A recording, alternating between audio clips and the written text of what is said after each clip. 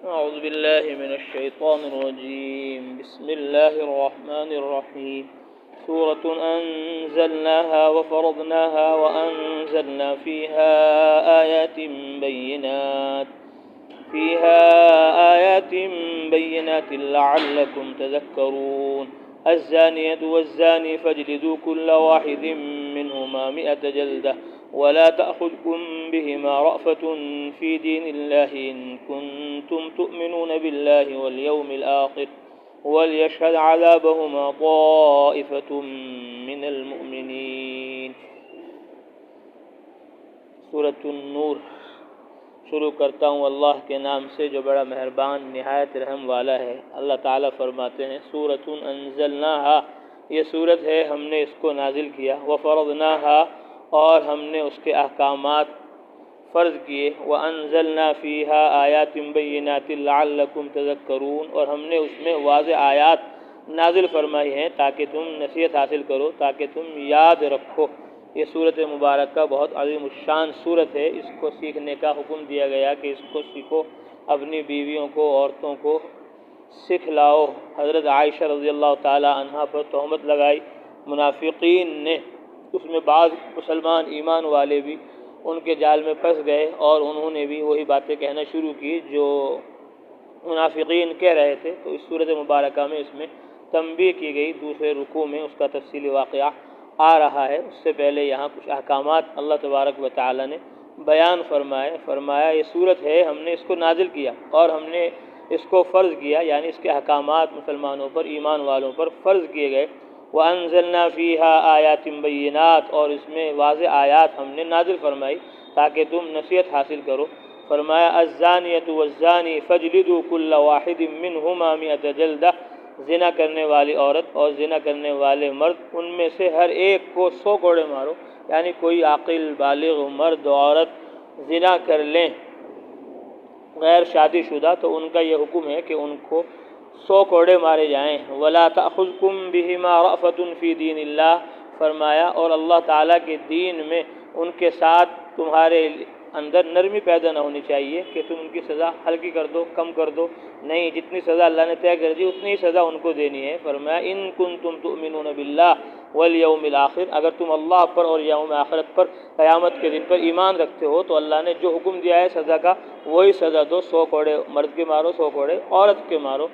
وَلْيَشْهَدْ عَذَابَهُمَا طَائِفَةٌ مِّنَ الْمُؤْمِنِينَ، اور فرمایا ان کے سزا کے وقت میں ایک ایمان والوں کی جماعت وہاں حاضر رہے تاکہ سب کو پتہ چل جائے کہ زنا کرنے والے مرد عورت کا کیا انجام ہے، تاکہ ان کو عبرت حاصل ہو اور آئندہ کوئی ایسا کام نہ کرے. یا اس لیے کہ ایمان والے، کلمے والے وہاں موجود ہوں گے تو انہوں نے گناہ کیا، خطا کی، ان کی سزا مل گئی تو اللہ تعالیٰ کی طرف سے سزا تھی دنیا میں وہ تو پوری ہو گئی، آخرت میں سزا سے یہ بچ جائیں اور اللہ تعالیٰ ان پر رحم فرما دے. تو ایمان والوں کی ایک جماعت کو وہاں حاضری کا حکم دیا گیا. تو یہ حکم تو ان کے لیے جنہوں نے شادی نہیں کی، غیر شادی شدہ تھے، انہوں نے یہ کام کر لیا تو ان کی یہ سزا ہے، 100 کوڑے ان کے لگائے جائیں گے. لیکن اگر کوئی شادی شدہ یہ کام کر لے تو پھر اس کے کوڑے نہیں، ان کو پتھروں سے مار مار کر سنسار کیا جائے گا، ان کو ختم کیا جائے گا. اس طرح ان کو موت دی جائے گی تاکہ پوری کائنات کے لیے عبرت ہو جائے. کوئی شادی شدہ مرد عورت ایسا کام نہ کرے، ان کے پتھر مار مار کر ہلاک کر دیا جائے گا. تو یہ روایات کے اندر موجود ہے. آپ صلی اللہ علیہ وسلم نے صحابہ کو اس کا حکم دیا، سنسار کیا گیا مردوں کو، عورتوں کو جنہوں نے یہ غلط کام انجام دیا. قرآن مقدس کی ایک آیت تھی جو پہلے قرآن مقدس کے اندر پڑھی جاتی تھی، اب وہ آیت تو قرآن مقدس میں پڑھی نہیں جاتی، البتہ اس کا حکم آج بھی موجود ہے. اس کے اندر یہاں تو یہ الزانیۃ والزانی، وہاں تھا الشیخ والشیخوخہ اذا زنیا فرجمہما، کہ جب بوڑھا اور بوڑھی شادی شدہ مرد عورت کوئی زنا کر لیں تو ان کو پتھر مار مار کے ہلاک کر دو.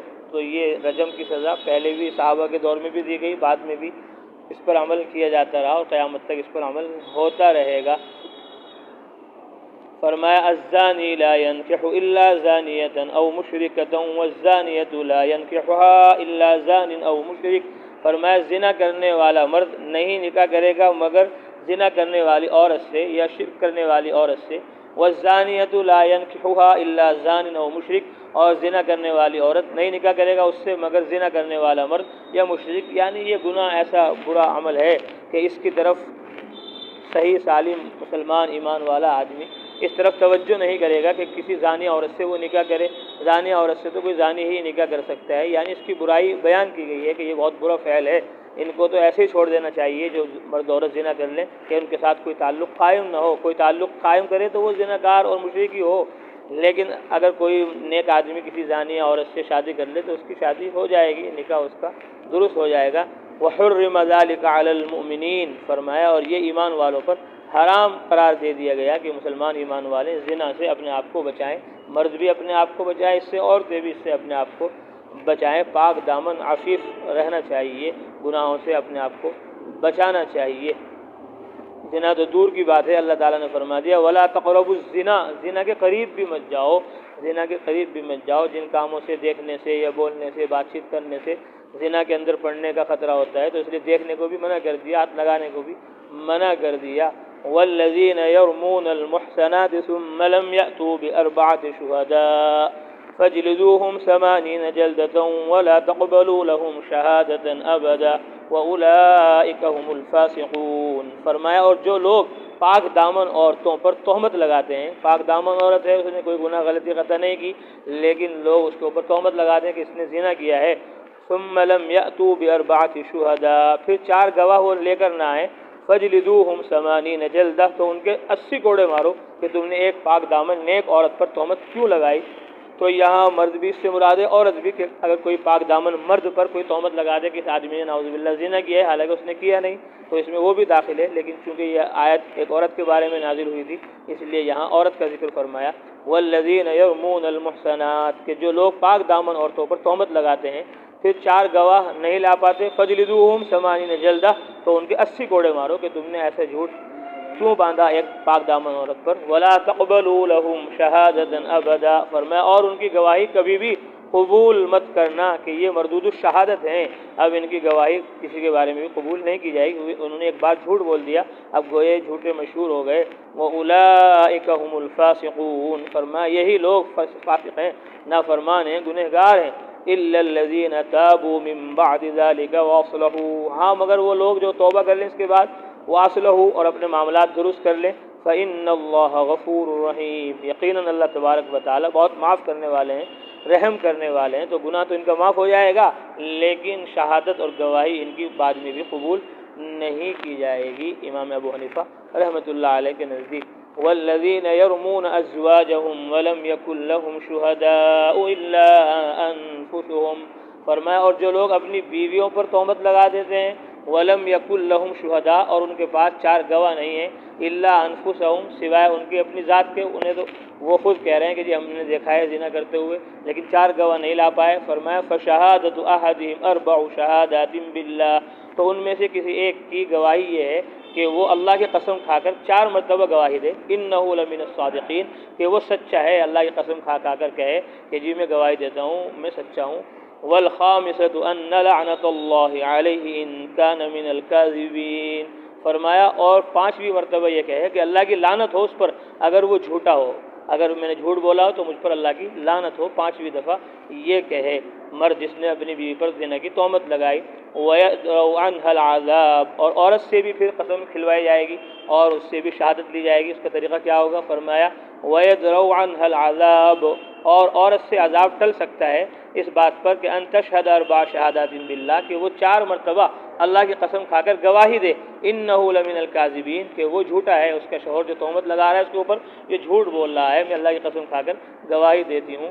والخامسۃ ان غضب اللہ علیہا ان کان من الصادقین, فرمایا اور 5ویں مرتبہ یوں کہے اللہ کا غضب ہو اس عورت پر, عورت یہ کہے کہ مجھ پر اللہ کا غضب ہو, ان کان من الصادقین, اگر وہ سچا ہے. اللہ فرماتے ہیں ولولا فضل اللہ علیکم ورحمتہ, اور اگر اللہ کا فضل تم پر نہ ہوتا اور اس کی رحمت نہ ہوتی, وَأَنَّ اللَّهَ تَوَّابٌ حَكِيمٌ, اور یہ بات نہ ہوتی کہ اللہ تعالیٰ بہت توبہ قبول کرنے والے ہیں اور حکمت والے ہیں, تو تم بڑی پریشانی میں, مصیبت میں پڑ جاتے. یعنی ان کا حکم بھی پہلے جیسے والا ہوتا کہ کسی نے کسی عورت پر تہمت لگا دی تو اس سے قسم دلوائی جائے گی, تو پھر اس کے اوپر کوڑے لگائے جائیں گے. تو یہاں میاں بیوی کا معاملہ چونکہ بہت اہم ہے تو ان کے درمیان صلح باقی رہے اور یہ گناہوں سے بچ جائیں, تو اللہ تبارک و تعالیٰ نے ان کے لیے یہ انتظام کر دیا کہ اس طرح قسم کھا کر وہ آپس میں